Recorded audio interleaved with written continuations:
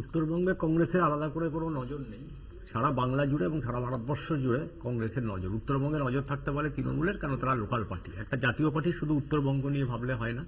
আপনি দেখুন, এই নরেন্দ্র মোদী আর মমতা ব্যানার্জির আমি ভাষণ শুনছিলাম, সেখানে আমি খুব পরিষ্কারভাবে তথ্যহীন ভাষায় আপনাকে বলি, সেখানে চা শ্রমিকদের অনাহারে মৃত্যু, তাদের হেলথ ইস্যু, তারা যে প্রিমিয়াম পাচ্ছে না, তারা যে হেলথ ইস্যু পাচ্ছে না, সেগুলো নিয়ে কোনো কথা বলছে না।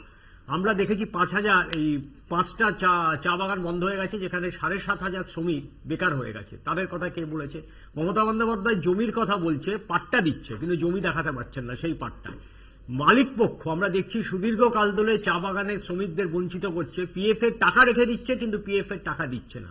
যে মূল্য শ্রমিকদের যে ন্যায্য মজুরি, সেই মজুরির টাকা পর্যন্ত দিচ্ছে না। চাইলে মালিক পক্ষ কোর্টে চলে যাচ্ছে। না কেন্দ্র সরকার না রাজ্য সরকার কেউ কিন্তু এই বিষয়ে কোনো হস্তক্ষেপ করছে না। আর আপনি এটা বলছিলেন 400 পার, আসলে নরেন্দ্র মোদী ভারতবর্ষের উপরে নির্ভর নেই। এখন উনি পাকিস্তান যাবেন, চীন যাবেন, আমেরিকা যাবেন, ইটালি যাবেন, বিভিন্ন জায়গা থেকে লোক জোগাড় করে বা সংখ্যা জোগাড় করে ওনাকে 400 পার হতে হবে। ভারতবর্ষের যে আজকে প্রেক্ষিত এবং প্রেক্ষাপট, সেই প্রেক্ষাপটে দাঁড়িয়ে নরেন্দ্র মোদী সরকার বা নরেন্দ্র মোদী বিজেপির সরকার 200 পার করতে পারবে কিনা সন্দেহ আছে। এর জন্য উনি পাকিস্তানের বিরিয়ানির টেস্ট একমাত্র আমরা জানি না, তুমিও খাওনি কোনোদিন পাকিস্তানের বিরিয়ানি। নরেন্দ্র মোদী গিয়েছিলেন নওয়াজ শরীফের ভাগ্নের বিয়েতে খেতে, এবং উনি পাকিস্তানের বিরিয়ানির সাথে খেয়ে টেস্ট করেছেন। এবং পাকিস্তানের সাথে কথা হয়েছে কিনা আমি জানি না, বা চীনের সাথে কথা হয়েছে কিনা জানি না, কেন চীন তো 2000 বর্গ কিলোমিটার নিয়ে নিচ্ছে এবং প্রতিদিন আমাদের চীন ভারতবর্ষকে আগ্রাসনের মাধ্যমে তারা দখল করছে, কিন্তু নরেন্দ্র মোদীর একটা শব্দ আপনি দেখতে পাচ্ছেন না। প্রশ্ন হচ্ছে খাদ্যবস্ত্র, সেই ভেজ বিরিয়ানি রাম ছিল, রাম আছে, রাম থাকবে, রামকে নিয়ে কোনো কথা নেই। মুশকিলটা কোথায়? 2014 আগে কাম ছিল, এখন কাম নেই, আর মোদীজি ক্ষমতায় আসলে কাম আর থাকবে না। তার রামের কথা না বলে আমরা কামের কথা বলি, আমরা অন্ন বস্ত্র সংস্থানের কথা বলি, আমরা মানুষকে প্রশ্ন আমরা জিজ্ঞেস করি যে মানুষ কোথায় চাকরি পেল, 2 কোটি বেকারের চাকরি কোথায় হলো, 15 লক্ষ টাকা কোথায় গেল। আর আমাদের কাছে রাম না, আমাদের কাছে রাম এবং কৃষ্ণ, রামকৃষ্ণ আছে। আপনি যে কোনো বাঙালি হিন্দুর ঘরে যান, তার ঘরে দেখবেন রামকৃষ্ণ, সারদা মা, বিবেকানন্দ আছে, এবং সেই দার্শনিক, সেই মহাগুরু আমাদের সাথে আছে। সেখানে রাম থাকলো কি না থাকলো আমাদের কিছু যায় আসে না। আমরা ধর্ম প্রতিষ্ঠা করার জন্য নরেন্দ্র মোদীকে প্রধানমন্ত্রী বানাইনি। আমরা পাঠিয়েছিলাম কেন? যে ভারতবর্ষের প্রগতি, ভারতবর্ষের উন্নতি, ভারতবর্ষের সমস্ত কিছু যাতে সাধারণ মানুষের কাছে, তার কাছে টাকা থাকে, সে যেন চাকরি পায়, সে যেন কর্মসংস্থান পায়, সে যেন স্বাস্থ্য পরিষেবা পায়। পাইনি আজকে পাইনি। আজকে নিশ্চিত প্রমাণে আবার সে টাকা চুরি করেছে। আবার সে ভাই, তুমি যদি এরকম করে তাহলে কিন্তু তোমার বলার সময় আমি বলছি না, তুমি ভুল করলে তাহলে তোমাকে বলতে হবে না, তাহলে তোমাকে বলতে হবে। সবার বলার সময় না। সুপ্রিয়র মধ্যে একটা হতাশা কাজ করছে, কেন বুঝতে পারছে আপনি দেখুন, যখন 400 তোমার নেতা স্বীকার করেছে, কিন্তু আইএনডিএ যেটা তৃণমূল কংগ্রেস নেই, যখন নাম বলে দেবো, তোমাদেরকে যদি কংগ্রেসকে তোমার নেতা স্বীকার করেছে, নাম বলবো কংগ্রেস যখন 400 পারের কথা বলছে তো, আর এখানে কত বলেছে? 400 পারটা কি হবে জানেন তো? 400 পারটা হবে গ্যাস, পেট্রোল, ডিজেল, অলরেডি হয়ে গেছে, ওষুধ, মেডিসিন, এগুলো সব 400 পার হবে। আর দেখুন কত সুন্দর করে, দাদা একটু দেখুন না, কত সুন্দর করে টিকে আপনারা আপনি বলেছিলেন ক্যামেরা তে কি বলছেন, একটা ন্যাশনাল টেলিভিশন আছে, বলছেন 2023 সালে এসে, আরে ভাই একটু বলতে দাও, 2023 সালে এসে কি বলেছিলেন অমিত শাহ, আপনার মনে আছে? 35 আসন ফিক্স করেছিলেন। সুকান্ত মজুমদার কি বললেন? আমাদের কোনো আসন টার্গেট করে দেওয়া হয়নি। দিলীপ ঘোষ কি বললেন? 25 আসন ফিক্স করেছে। বালুরঘাটে গিয়ে বলছে আবার 30 আসন। যত দিন যাবে না আসনের সংখ্যা কমবে, আর দেখবেন জুন মাসের আগে এসে যদি আপনি দেখেন, দেখবেন ওটা 0 আসনে হয়ে গেছে, 0 আসন। আসলে বিজেপি এখানে পশ্চিমবঙ্গ না, সারা ভারতবর্ষে যে মহামারী তৈরি করেছে, মহামারীর বিরুদ্ধে কংগ্রেস লড়াই করছে। জাতীয় দলের সঙ্গে তো জাতীয় দলের লড়াই হচ্ছে। আপনি দেখুন মমতা বন্দ্যোপাধ্যায় মোদীর ভাষণে একটা সাধারণ মানুষের ইস্যু, প্রান্তিক মানুষের ইস্যু হয়নি। আজকে সুপ্রিয়কে আমি যদি 10টা প্রশ্ন করি, সুপ্রিয় উত্তর দিতে পারবে না। উনি বলেছিলেন 2 কোটি বেকারের চাকরি, হয়নি। 15 লক্ষ টাকা করে অ্যাকাউন্টে আসবে, হয়নি। মেডিসিনের দাম এত বাড়ছে কেন? বলে কি উন্নয়নের কথা বলতে পারছেন না? না, ইলেকশন কি হিসাবে হয়? ইলেকশন ধর্মের ভিত্তিতে ইলেকশন হয় না ভারতবর্ষে। ভারতবর্ষে ইলেকশন হয় না ধর্মের ভিত্তিতে, ইলেকশন হয় কি উন্নয়নের প্রোগ্রেসের ভিত্তিতে। বলছে যখন একসাথে বলতে পারতেন, মঞ্চটা কেন ভেঙে গেল বা ছাড়া ছাড়া কেন হয়ে গেলেন ভোটের পরে? দেখুন, আমরা আরএসএস এর দুর্গার সঙ্গে আমরা জোট করব না।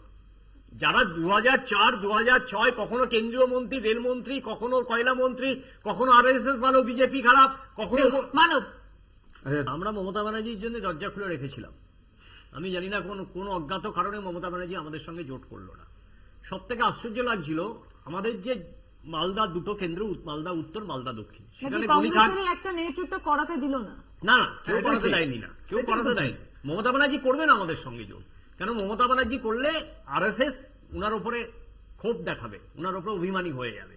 আসলে আরএসএস যখন মহাত্মা গান্ধীকে হত্যা করেছিল এই নাথুরাম গডসে, তখন আরএসএস প্রতিজ্ঞাবদ্ধ করেছিল, আপনার মনে আছে, যে আমরা কোনোদিন ভোটে লড়বো না। কিন্তু আরএসএস কিন্তু পলিসি মেকিং করে। পলিসিটা কি? যে পলিসি ভারতীয় জনতা পার্টি দিল্লিতে এবং সারা ভারতবর্ষে চালু করে, সেই একই পলিসি তৃণমূল নামে এই দলটা এখানেও চালু করে।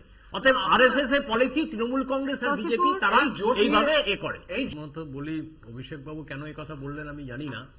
বাঙালি মাছে ভাতে, বাঙালি তেলে জলে, এবং বাঙালি সংস্কৃতিতে, বাঙালি শিল্পে, বাঙালি সাহিত্যে। অতএব নরেন্দ্র মোদী এখানে এসে কি বলবেন তার উপরে বাঙালি মাছ খাবে না, সেটা হতে পারে না। কেন এখানে অভিষেক বাবুর পিছির সরকার চলছে, উনি যতদিন না চাইবেন ততদিন মাছ বন্ধ হবে না। আর ওনারও ক্ষমতা নেই যে বাঙালির পাত থেকে মাছ কেড়ে নেওয়ার। 1 নম্বর। বিজেপি দেখুন কিরম দ্বিচারি কথা বলে। বিজেপি গরুকে মাথা বলে, গোমাথা বলে। আর ভারতবর্ষে দুটো কোম্পানি যারা গোমাংস রপ্তানিতে প্রথম এবং দ্বিতীয়, এবং দুটো কোম্পানিরই হচ্ছে অ্যাসেট হচ্ছে আপনার সব থেকে বেশি বিজেপিকে টাকা দিয়েছিল, এবং তারা গুজরাটে অবস্থিত। 2 আল্লাহ। 3 নম্বর আমি আপনাকে বলি, আজকে কংগ্রেসের ইস্তারটা একটু বললে আপনি বুঝতে পারবেন যে কংগ্রেস কেন স্বাভাবিক মানুষের চাহিদা নিয়ে কথা বলে। আজকে কংগ্রেস কি বলেছে? 30 লক্ষ সরকারি চাকরি দেবে কংগ্রেস যদি ক্ষমতায় আসে। বলেছে মূল্যবৃদ্ধি নিয়ন্ত্রণ করতে হবে। মোদীজির মুখে একবারও মূল্যবৃদ্ধির কথা শুনেছেন? শোনেননি। কংগ্রেস বলেছে মণিপুরকে শান্ত করতে হবে। কংগ্রেস বলেছে সংরক্ষণ, 50% মহিলাদের সংরক্ষণ করতে হবে সরকারি চাকরির ক্ষেত্রে, এবং প্রতি মহিলা, প্রান্তিক মহিলা, গরিব মহিলাদের বছরে উনি টাকা দেবেন হচ্ছে 1 লক্ষ টাকা করে ওরা দেবে প্রতি বছরে, এবং প্রত্যেক মহিলার অ্যাকাউন্টে এই টাকা যাবে।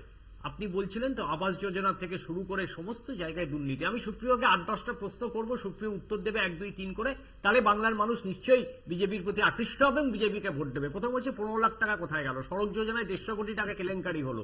বিজয় মালিয়া কবে ফেরত আসবে? 5টি এয়ারপোর্ট উইদাউট টেন্ডার কেন আদানিকে দেওয়া হলো? এটিএমে 150 লোকের মৃত্যুর পর কেন কম্পেনসেশন পাওয়া গেল না?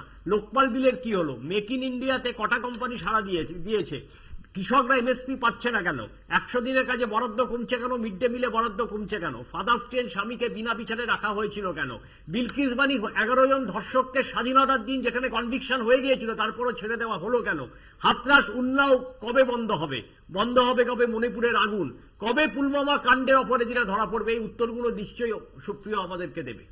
দেখুন, আমরা অভিষেকেও আছি, আমরা আবু শেখেও আছি, আমরা রামেও আছি, আমরা রহিমেও আছি। ভারতবর্ষের সংবিধান 42তম অ্যামেন্ডমেন্টের পর বলেছিল হচ্ছে সেকুলার, অর্থাৎ ধর্মনিরপেক্ষ। রাম রামের মতো থাকুক, আমরা আমাদের মতো থাকুক, কিন্তু একজন রাষ্ট্রের পিতার বা একজন প্রধানমন্ত্রীর কাজ শিক্ষা, স্বাস্থ্য, কর্মসংস্থান, স্বাস্থ্যের কথা বলতে হবে, শিক্ষার কথা বলতে হবে, স্বাস্থ্যের কথা বলতে হবে। সেখানে রামের কথা বললে স্বাস্থ্য হবে না, শিক্ষা হবে না, কর্মসংস্থান হবে না। যে মানুষটা সকালবেলা কর্পোরেটেড ট্যাক্স 14 লক্ষ হাজার কোটি টাকা সে মুকুব করে দিচ্ছে, আর যে কৃষকটা, যে শ্রমিকটা, যে প্রান্তিক মানুষটা, হকার ভাইটা 10,000 টাকা লোন নিচ্ছে, তার বাড়ি থেকে জিনিসপত্র উঠিয়ে নিয়ে চলে যাচ্ছে, কেন? 10,000 টাকা দিতে পারেনি। আমরা এই দ্বিচারিতার বিরুদ্ধে। আমরা দুটো ভারতবর্ষ চাই না, আমরা চাই একটাই ভারতবর্ষ, যেখানে সাধারণ শ্রমজীবী খেটে খাওয়া মানুষগুলো, যারা 2014 আগে যাদের পরিধান ছিল, যাদের মাথার উপরে ছাদ ছিল, যাদের পায়ে কাপড় ছিল, তারা যেন আজকে কাপড় পায়, তারা যেন আজকে দুবেলা দুমুঠো ভাত খেয়ে বেঁচে থাকতে পারে। এটাই ভারতবর্ষের নীতি, এটাই ভারতবর্ষের কৃষ্টি, এটাই ভারতবর্ষের সংস্কৃতি। এর বাইরে ভারতবর্ষ এবং ভারতবর্ষের আমাদের এই পশ্চিমবঙ্গে আর কোনো সংস্কৃতি থাকতে পারে না।